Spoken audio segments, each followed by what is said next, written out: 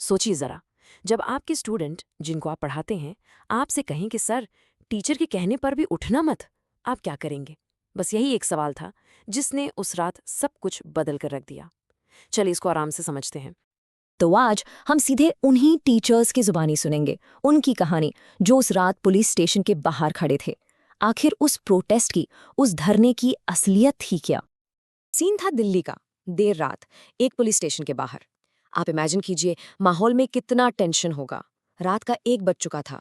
कई students detain थे, कुछ को चोटें आई थीं और सारे टीचर्स बस एक साथ खड़े थे, यही सोच रहे थे कि भाई जो दिन इतने शांतिपूर्वक शुरू हुआ था वो आखिर इस मोड़ पर आ कैसे गया। तो सवाल उठता है कि आखिर ये सब शुरू ही क्यों हुआ? इतने हजारों स्टूडेंट्स और टीचर्स दिल्ली में इकट्ठे हुए क्यों थे? देखिए, उनका मकसद कोई हंगामा करना बिल्कुल नहीं था। मकसद बस एक था, सिर्फ एक डिमांड, कि स्टूडेंट्स के फ्यूचर के लिए ये जो टूटा हुआ एग्जामिनेशन सिस्टम है ना, इसे ठीक किया जाए। अब सोचिए, सालों की मेहनत, उनकी उम्मीदें, उनके सपने, सब कुछ इस एक सिस्टम पर टिका है। और जब सिस्टम ही धोखा दे दे तो फिर आवाज उठाना तो जरूरी हो ही जाता है ना? लेकिन यहाँ सबसे बड़ा सवाल ये है कि एक पीसफुल प्रोटेस्ट आखिर एक कॉन्फ्रंटेशन में, एक टकराव में बदला कैसे? चलिए आगे बढ़ते हैं और समझते हैं कि उस दिन ग्राउंड पर आखिर हुआ क्या था। तो देखिए, हुआ कुछ ऐसे। दिन शुरू हुआ एक बिल्कुल पीसफुल गैदरिंग से, जहां सब रिफॉर्म की मांग कर रहे थे। लेकिन जब हजारों लोग एक साथ होते हैं तो भीड़ को कंट्रोल करना थोड़ा मुश्किल हो जाता है। और देखते ही देखते पुलिस एक्शन शुरू हो गया और दिन का अंत स्टूडेंट्स के डिटेंशन और कई लोगों के घायल होने से हुआ। तो आप देख सकते हैं, एक तरफ था इंटेंशन और दूसरी तरफ थी रियलिटी।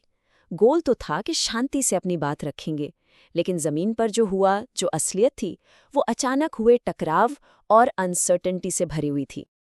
और ये कोट, ये उनका कहना, उस प्रेशर को साफ साफ दिखाता है जो टीचर्स फील कर रहे थे। आप समझिए, ये सिर्फ एक प्रोटेस्ट नहीं था, ये हजारों इमोशनल स्टूडेंट्स की उम्मीदों को संभालने की एक बहुत बहुत बड़ी जिम्मेदारी थी। लेकिन पता है क्या, इस मुश्किल घड़ी ने टीचर्स के रिजॉल्व को, उनके संकल्प को तोड़ा नहीं, बल्कि और भी ज्यादा मजबूत कर दिया। टाइम हो रहा था रात का 1 बजे। सोचिए, दिन भर का हंगामा, थकान, स्ट्रेस, उसके बाद भी ये सभी टीचर्स वहां पर डटे हुए थे। अपने लिए नहीं, उन स्टूडेंट्स के लिए जो अंदर हिरासत में थे। और उनका हौसला, वो बिल्कुल नहीं टूटा था।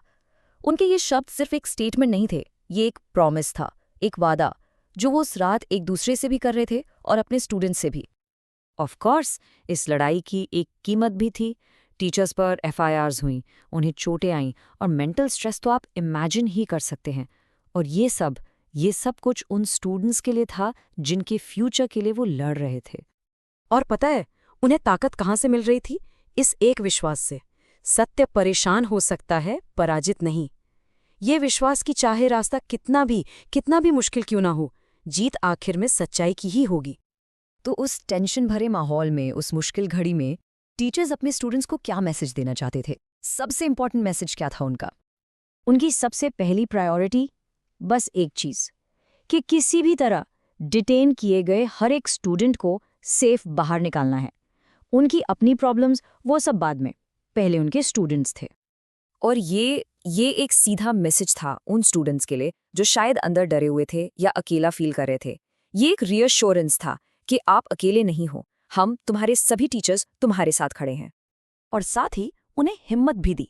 उन्हें ये याद दिलाना बहुत जरूरी था कि उन्होंने कुछ गलत नहीं किया है।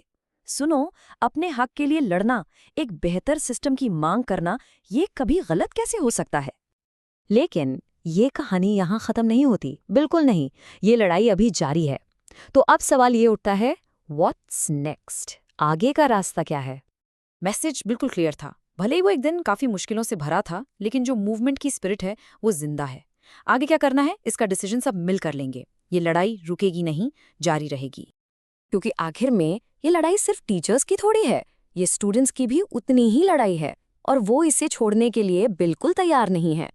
उनका जो डिटर्मिनेशन है, उनका संकल्प, वही तो इस मूवमेंट की असली ताकत है। तो हम आपको इसी एक सवाल के साथ छोड़ जाते हैं। एक तरफ है अटूट विश्वास कि सत्य परेशान हो सकता है, पराजित नहीं। और दूसरी तरफ है एक लंबा अनिश्चित संघर्ष।